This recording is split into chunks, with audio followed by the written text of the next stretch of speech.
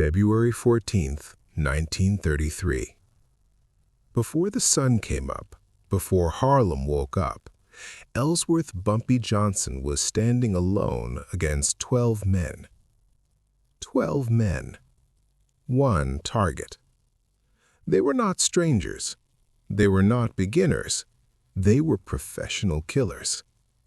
They had been sent by one of the most feared gangsters in New York, Dutch Schultz.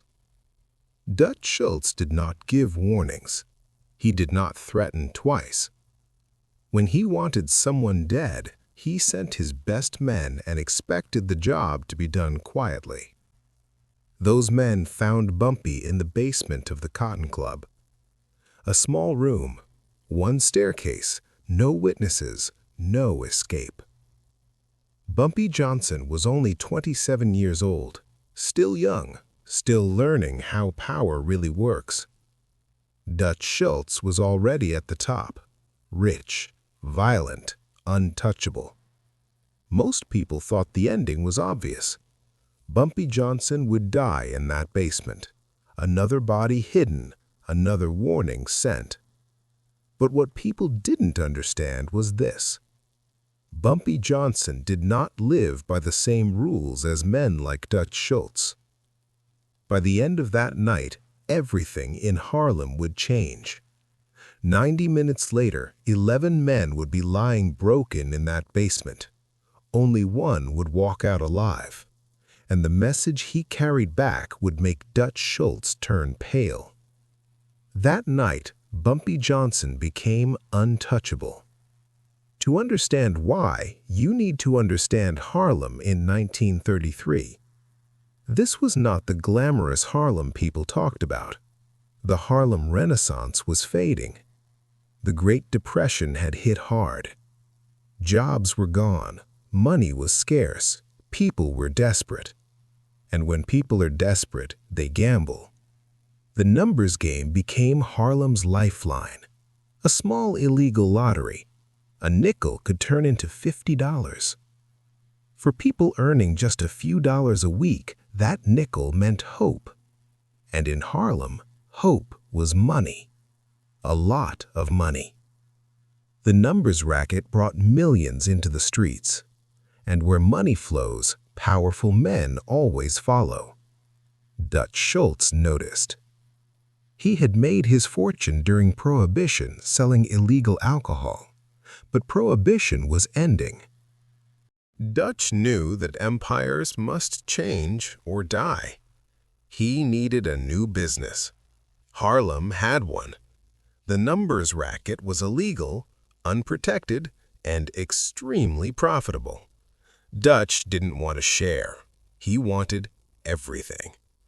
But Harlem was not empty. Running the numbers was Madame Stephanie St. Clair. She was known as the Queen of Numbers, a strong, intelligent woman who built her empire with discipline and control. And beside her was Bumpy Johnson. Not just muscle, not just a fighter. He was protection. He was strategy. He was consequences. Bumpy did not act without thinking. While he had been in prison earlier in life, he educated himself. He read books. He studied philosophy. He learned one important truth. Fear may control people for a moment, but loyalty controls them for life.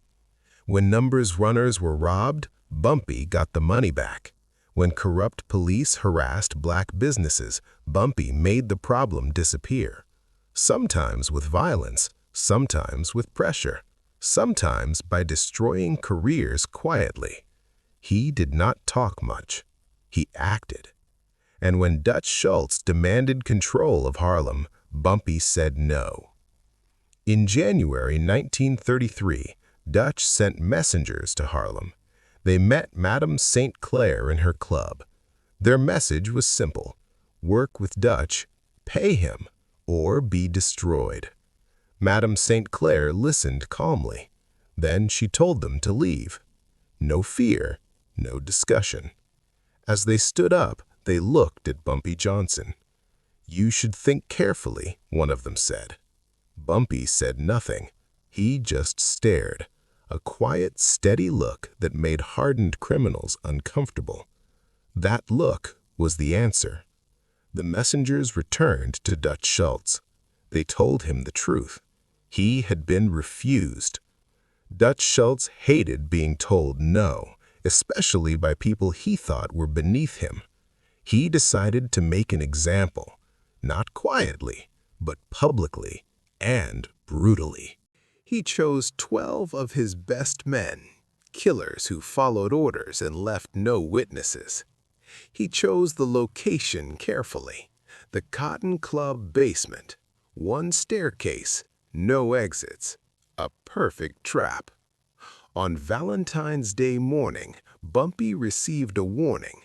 Dutch's men planned to rob Madame St. Clair's main money house at dawn.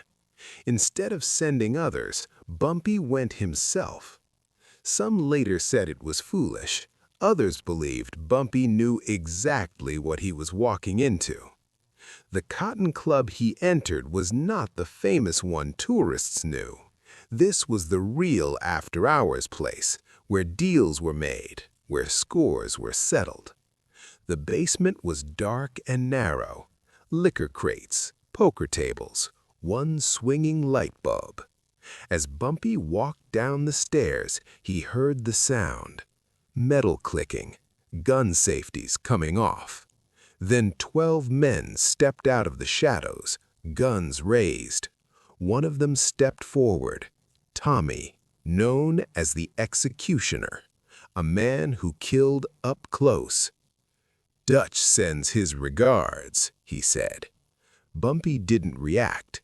He slowly looked around the room, counted the men, then said calmly, "That's it?" The killers hesitated. Most men begged in moments like this. Bumpy didn't. Tommy raised his gun. "You've got seconds." "You're making a mistake," Bumpy said. Tommy laughed. "You're alone." "That's where you're wrong," Bumpy replied. The room went quiet. No one fired. Doubt filled the air. Bumpy smiled. "If you're gonna do it," he said, "do it." No shots came. Because Bumpy understood something they didn't. Violence has timing, and whoever controls the moment controls the fight. Suddenly, Bumpy moved. Not toward a gun, toward the light. One punch shattered the bulb. The basement went completely dark. Gunfire exploded, wild shots, men firing at sounds, at shadows.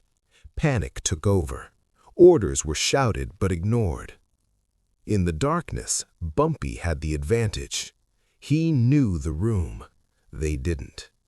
He moved fast and quiet, striking, disappearing. Some men went down from his blows. Others were hit by their own people. In just a few minutes, it was over. When the lights came back on, 11 men were on the floor, broken, bleeding, unconscious. Only one man was still awake, Marty Delaney. Bumpy Johnson was gone. Marty crawled up the stairs, every movement painful. Outside, as morning came, he found a cab and went straight to the Bronx, to Dutch Schultz. Dutch was eating breakfast when Marty walked in, covered in blood. "Where are they?" Dutch asked. "All gone," Marty whispered. Dutch froze. "He let you live?" "Yes," Marty said, "to deliver a message." Marty placed a blood-stained ace of spades on the table. "The message is simple," he said. "Harlem isn't for sale. If you send more men, send more cards. He's collecting a deck." Dutch stared at the card. Everyone waited for war. Instead, Dutch smiled. Not a happy smile, a knowing one. War would cost too much, too many lives, too much attention. Dutch burned the card. "We're done in Harlem," he said. Years later, stories spread that Bumpy had men upstairs, that the basement door was locked, that the survivor was chosen on purpose. Truth or legend, it didn't matter.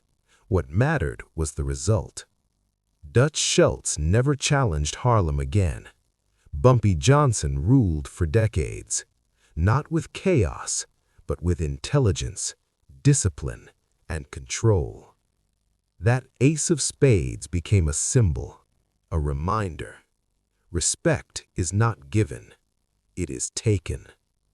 February 14th, 1933. 12 men walked into a basement.